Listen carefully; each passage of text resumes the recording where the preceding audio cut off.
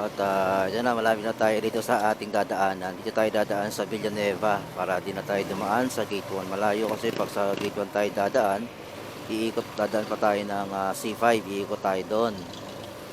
Dito, kung narito ka sa Sukat Road, mas magandang daanan ito kasi mas maiksi. Gawa ng ito ay shortcut. Yan, dito tayo sa Villanueva. Malapit to sa Evacom, near Evacom. Yan, pero dito kailangan may mga sticker ka. So kailangan mo talagang gumastos para sa sticker. Ang sticker dito sa Villanueva is 600. Ito yung Villanueva. Tapos yung sticker naman dun sa multinational is 1,000. Sayang nga nung last December hindi ako nakapag-avail ng promo nila, 500 lang. Kasi every year, parang every December yata nagkakaroon sila ng promo dito sa multinational. Yung sticker mula sa mga passing through is 500 lang. Nung kinuha ko, yung bumili ako ng stickers, 1,000 na. Tapos na kasi ng Pasko yun. Ito yung daanan, pupunting multinational para hindi ka naiikot doon sa C5. Diba, imagine kung galing ka ng Sukat, tapunta ka ng multinational, iikot ka pa ng C5. Dito hindi. Malapit lang siya. Dahil nga na sinabi ko, kailangan mo may sticker ka dito para makapasok ka rito.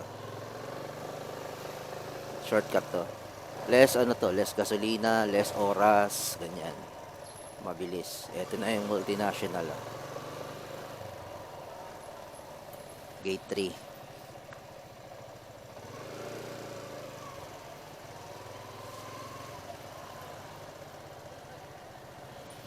Nangyari.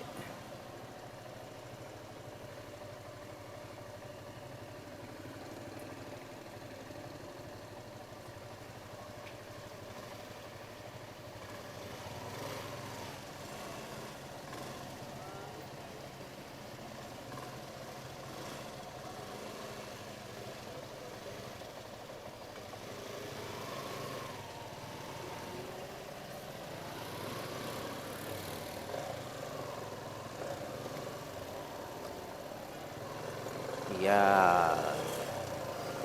Ito na, nasa loob na tayo ng multinational, di ba? Napaka-iksi nung oras. Napaka-iksi ng daan. Nasa loob na tayo ng multinational.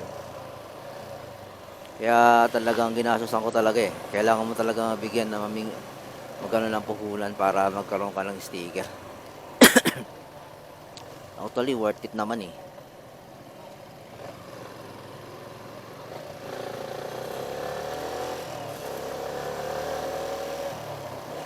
Dito na tayo, malapit na tayo sa ating pangalawang drop off.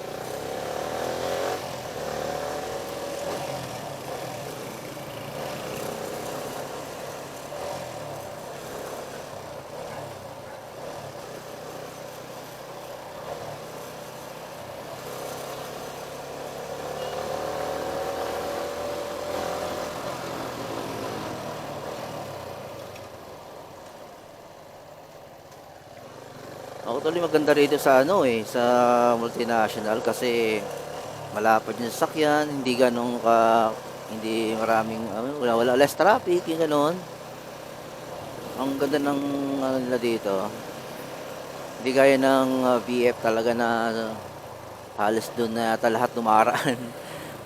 Pero doon, kailangan mo sticker ka rin. Pero marami kasi dumaraan doon, marami kasi daanan doon na kakaiwas ka sa uy, parang